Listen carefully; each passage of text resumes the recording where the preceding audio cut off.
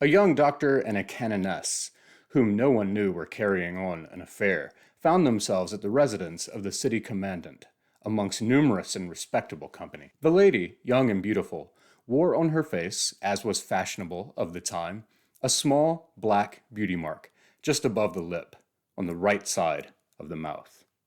A coincidence prompted the company to leave the room for a moment, with only the doctor and the lady in question remaining behind. When the company returned, it was to general astonishment that the doctor wore the beauty mark on his face, also over the lip, but on the left side of his mouth.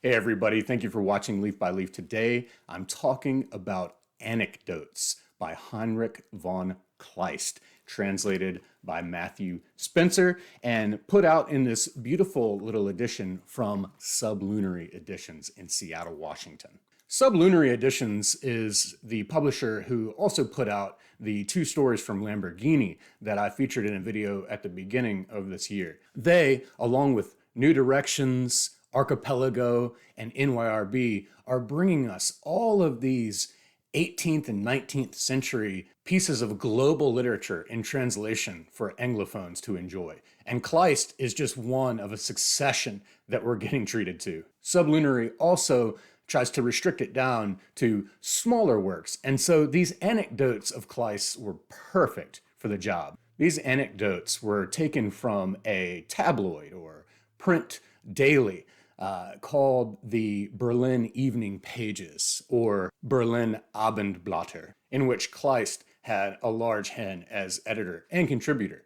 And anonymously, he contributed a daily anecdote that collectively would be Der Anekdoten. This paper only lasted about 5 months, from late 1810 to early 1811, and then would fold, never to be resurrected. But because of a couple of enthusiasts, among them Kafka and the brothers Grimm, we have the collected Anekdoten. And now we have Matthew Spencer, who has translated a selection of 5 months worth of daily anecdotes to give us what he refers to as a literary selection and not a historical selection. Also in his introduction, he gives us the website where we can go and read all of the original ones. So what is an anecdote exactly? Well, I immediately thought of my little brown book of anecdotes edited by the great Clifton Fadiman. And as he tells us in his preface, an anecdote, so Webster's Ninth New Collegiate Dictionary informs us, is a usually short narrative of an interesting, amusing, or biographical incident. He then goes through all the history of the anecdotes from Greek roots all the way through. And then he tells us underneath a subheading, what do anecdotes do, that chiefly they entertain. They form a minor genre, even a trivial one. They are not history and biography, but the decoration of history and biography. Yet, when more than just good jokes, they may on occasion perform non-trivial functions. Unfortunately, Fadiman doesn't have any of Kleist collected in here, perhaps because this was compiled before there was an English translation, I believe in 1987. But now we have a new one and selections. I'm going to read a selection just to give a feel of what these anecdotes are like. God's own stylus. In Poland, there once lived a Countess von P., a lady of advanced years, who led a very wicked life and was, through her avarice and cruelty, a torment to others, especially her subordinates, bleeding them dry.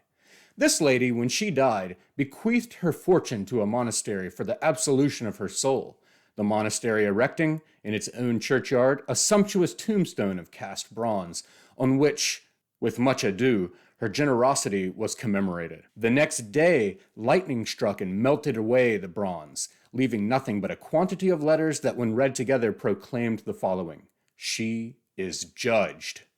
The incident, let the scribes explain it, is verified. The tombstone still exists, and there are men in this city who have seen it, along with the aforementioned inscription.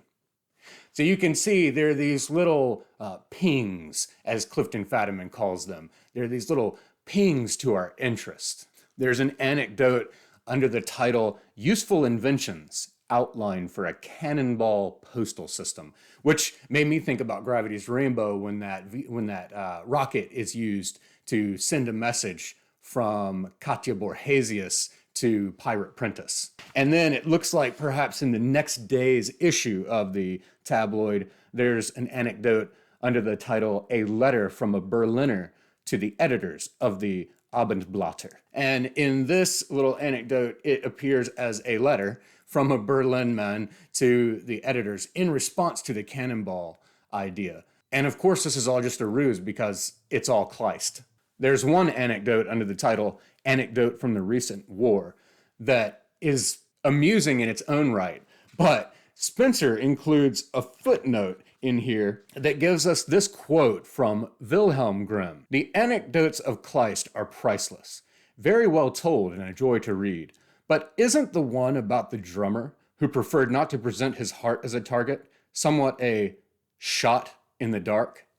And you have to read the anecdote to see why that punchline, a shot in the dark, caused me to laugh out loud. Anecdote, Capuchin. A Capuchin monk, one very rainy day, accompanied a Swabian prisoner to the gallows.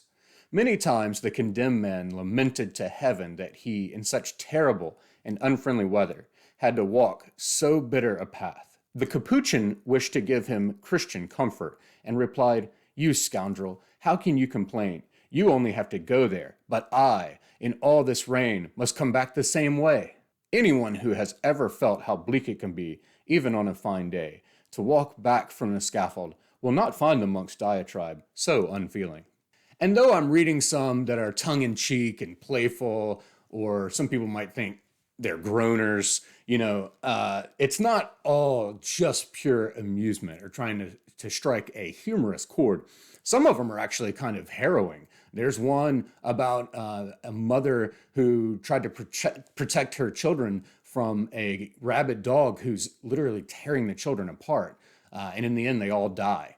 And, there's no punchline. There's nothing funny about it. It's something that Kleist apparently may or may not have read. I think it was an account that came from a different country, maybe France. There are also some that are just really interesting tidbits from science of the day. There are even a couple of ghost stories. He also provides a newer and happier Werther, which of course comes from the sorrows of young Werther of Goethe. Goethe didn't care much for Kleist, but of course, Goethe's a giant of the day, and he gives us in just a couple of pages, like he says, a newer, happier Werther. There's a lot that is very indicative of the time, 1810, 1811, of the tensions between the Austrian Empire and France. And perhaps, reading these, we can say along with Kafka that Kleist inflates me like an old pig bladder.